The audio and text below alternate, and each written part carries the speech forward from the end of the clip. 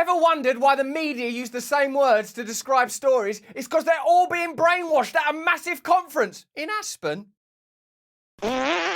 Hello there, you 6.3 million awakening wonders. Thanks for joining me on this voyage to truth and freedom. Keep cultivating the great light within you. It's the only way that you will ever be able to confront these dark systemic forces that seek to keep you trapped in the material realm. Turn on the notification bell right now. We make this content every single day, as well as streaming live on Rumble at these times. I had a fantastic conversation with Michael Shellenberger, a man who faced down Congress and their attempts to smear him. In this conversation, we talked about Rene DeResta setting up a new censorship machine to ensure that you can't freely communicate. And he told us exclusively about how the Aspen Institute set up conferences so that journalists are told in advance how to handle stories, to keep them all in line, to keep them using the same words, to tell the same story, to keep you dumb, distracted, and ill-informed. It's a fantastic conversation. Stay to the very end. Let me know in the comments if you think I missed anything. Hello, Michael Shellenberger. How are you today? Good to be with you, Russell. It's good to be with you as well. Exactly how much money are you making out of all this? Where do you get off? Not nearly enough. Not nearly enough is the answer. You're doing better. You've got so many more Twitter followers since last time I saw you. Hey, you explained to us last time about that, I don't know, that Aspen thing, some Aspen Institute where they explained, you said, like, oh, wouldn't it be bad if there was a laptop leak? This is how to cover it. Like, and I think in that case it was the Hunter Biden laptop. Almost like you were saying that the media are primed in advance so that when stories break, they've been sort of, primed, groomed to report on it in a particular way. What can we learn from this round of leaks? I know it's you that taught us about how they will teach you to focus on the individual and not focus on the content of the leaks. Is this a classic piece of reporting by the mainstream when it comes to this round of leaks, Michael? Sure. I mean, I think it's important to understand, Russell, that the Pentagon Papers was this really triumphant moment in American journalism. 1969, New York Times, Washington Post decide to publish these top secret Pentagon papers about how bad the war is going in Vietnam. Steven Spielberg made a whole movie about this called The Paper in 2018. Meryl Streep, as the publisher of the Washington Post, making this difficult decision to basically go against all of her friends, including the defense secretary at the time, to publish these papers was considered this hugely courageous act. Of course, it was upheld by the courts because the First Amendment is so strong, it protects this. So when I discovered that there had been a workshop hosted by the Aspen Institute in the summer of 2020, basically training journalists not to focus on the substance of the leaks, of any leaks, but instead to focus on the leaker, it literally sent chills up my spine. I found it the creepiest thing in the world. It was a workshop attended by the New York Times, Washington Post, CNN, all the major media, Wikipedia, the main censors at both Twitter and Facebook. I then discovered afterwards that there had been a previous white paper by people at Stanford, including some people that I think have very close ties with the national security state, making the exact same case that they should break the Pentagon Papers principle. So, of course, when this latest leak happened, this latest leak of Pentagon Papers, sure enough, there the journalists were focusing very heavily on who this person was, calling him a racist, saying he was anti-Semitic. Maybe he is, we don't know. But I think it was striking how much of the focus was on the person and what a terrible person he apparently is, and much less so on some of the pretty extraordinary revelations in the documents themselves. I was very surprised to see even commentators that I admire following that principle. It seems in this instance that the protagonist is almost irrelevant, that it wasn't necessarily ideologically inspired, that it was just a sort of a kudos move in a chat room, just, oh, look, see, I can access these things. That's at least how it seems, or one telling of the story. But in any event, I'm still narrativizing the individual rather than focusing on the content. And it seems that what's of particular interest is that the story that we've been told about the conflict between Ukraine and Russia, as many people have suspected, is been one that's been told to us in a pretty biased way, and sort of, kind of in a sense, Michael, legitimizes many of those of us that have been cynical about the humanitarian a perspective that we've been invited to view this through. It sort of seems that is not legit, mate. Well, what do you think? Are these particularly significant revelations? And why is it that why is it that they continue to exaggerate the damage that these revelations do? Like, I mean, in particular around Snowden and Chelsea Manning, and the fact that it seems that the US personnel have not been harmed as a result of those revelations. Yeah, well, I mean, I think the first thing we should emphasize is that we have not heard from the accused, and the accused has a right to tell his story, and describe his motivations. Maybe it's just exactly like the mainstream news media and the Pentagon are saying, but we don't know. And I think we have to emphasize that before we jump to some conclusions. Of course, there were very important revelations in the documents. Maybe the most important one is that there's no hope for a negotiated settlement until next year. That's a very similar sort of story that we saw from the Pentagon Papers in the 1960s, that the war was not going as well as people said it was. We also saw a revelation that Zelensky was demanding the ability to fire missiles into Russia with, of course, U.S. advice and their U.S. missiles. That's pretty serious stuff. I don't think we've really had a proper debate in the United States or the rest of the Western world on whether on what happens in terms of escalation. There's obviously understandable concerns about escalation, given that Russia is a nuclear armed power.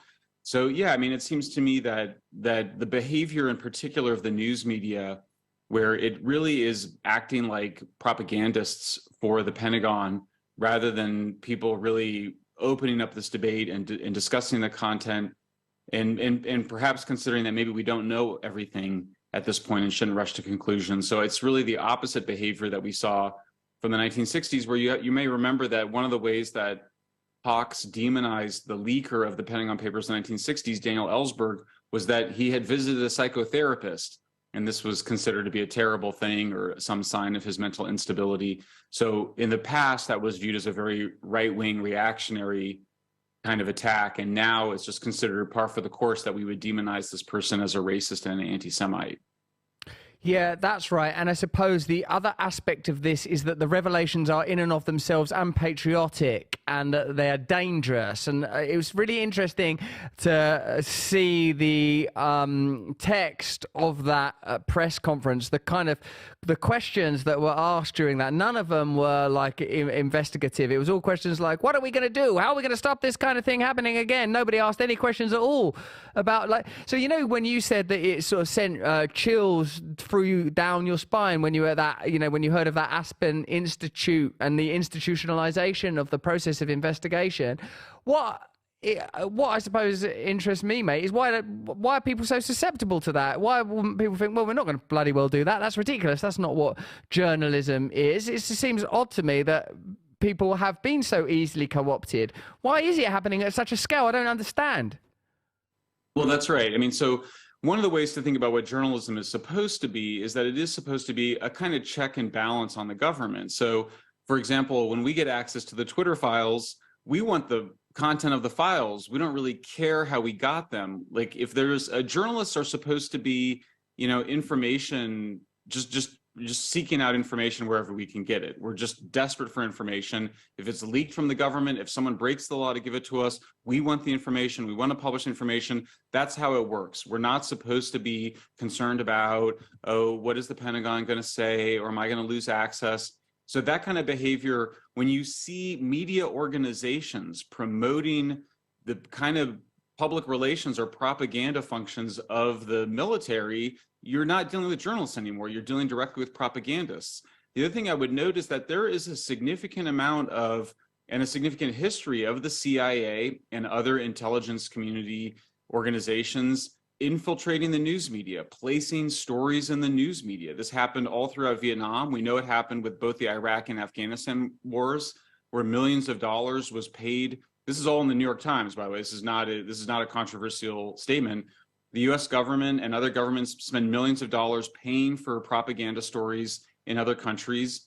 One of the things that we've seen with the Twitter files, but also with the lawsuits by the attorneys general of Missouri and Louisiana, is that you start to see these propaganda operations that the US government had run abroad turned inward against the American people on multiple instances now. We've documented it now on basically the claim that Trump was a Russian agent and that there was this memo supposedly showing that Putin controlled him because of prostitutes urinating on him in a bed. It was totally ridiculous. It was the basis for the whole Russiagate hoax. We saw the Hunter Biden laptop was dismissed with a conspiracy theory that it was hacked information, even though we knew from the first time that those materials came out that there was an FBI subpoena and the FBI had the laptop since December 2019.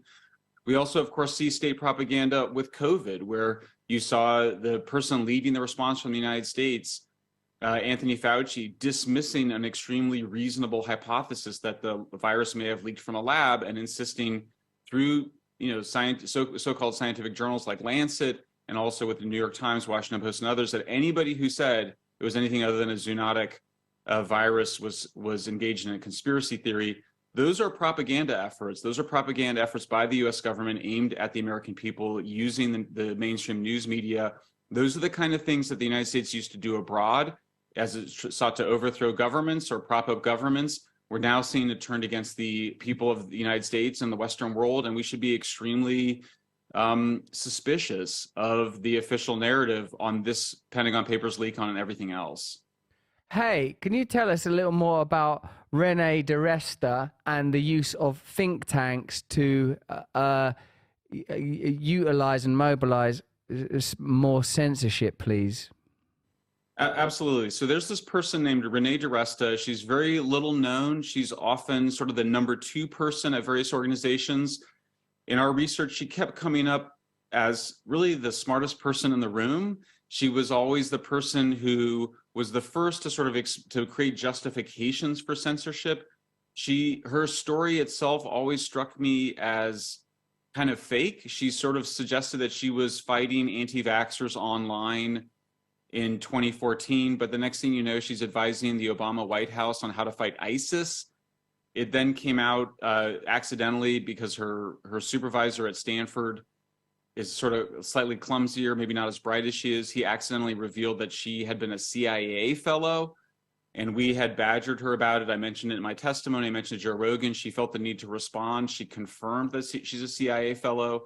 So I think she's maybe the most important person on the outside of the censorship industrial complex making the case for greater censorship. And I would note, they just published an article, just true to form, in Foreign Policy, Renee did with her colleague, called How Gamers Eclipsed Spies as an Intelligence Threat. So now Rene DiResta is out there making the case for expanded censorship and expanded surveillance of gamer chat rooms. So of course, and so this is what we're going to see, Russell, is that every new problem for the national security state, every new crisis, whether it's climate change or COVID or a leak of sensitive information, is going to be used as justification by sort of the people on the outside who are ostensibly independent, but have very strong ties with the Pentagon or the CIA. They're going to be using these incidents to demand greater censorship. And that's what she does in Foreign Policy this week. Oh, that's cool. So like what you saw at the Aspen Institute, where they groom the journalists to watch out for a certain thing, that happens on a mass scale through the kind of public-facing organizations of which Rene DiResta is a representative. Start watching out for chat rooms. You're going to hear a lot of things about kids in chat rooms releasing dangerous information. They're probably anti-vaxxer, ISIS terrorists, these terrible new hybrids. They love chopping off heads. They hate taking injections. Watch out for them. So then when these stories start coming out, we're particularly primed for them. And do you think that this story about the kid doing these releases, the recent Pentagon Papers Part 2, the confusingly named, do you think these will be used to mobilize legislation that allows for more censorship? Absolutely. They're constantly trying to create new pretexts or predicates or justifications for censorship. I think the other thing that's come out in our research, Russell, that's super important and really interesting is that they use these national security types, CIA fellows like Rene DiResta, who use woke language to justify censorship. And at first I would sort of hear it and would seem incongruous because on the one hand, I associate the woke with more the radical left and extremely progressive, anti-imperialist types.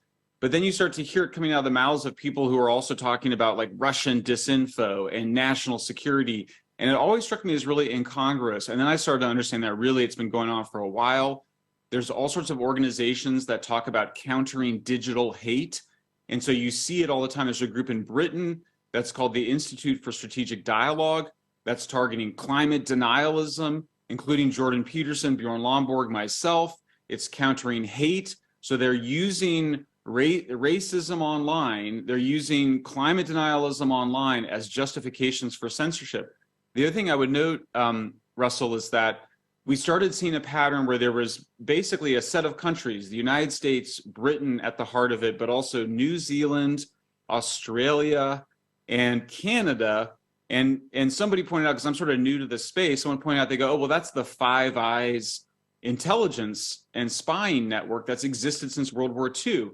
That network of surveillance, one of the characteristics of it is that the countries, because they can't spy on their own citizens without violating their constitutions, so they spy on each other's citizens and then they share the information with each country. That's been going on for decades. Now they're doing it with censorship. So it's the British think tank that's attacking me. It's the Australians who's attacking us.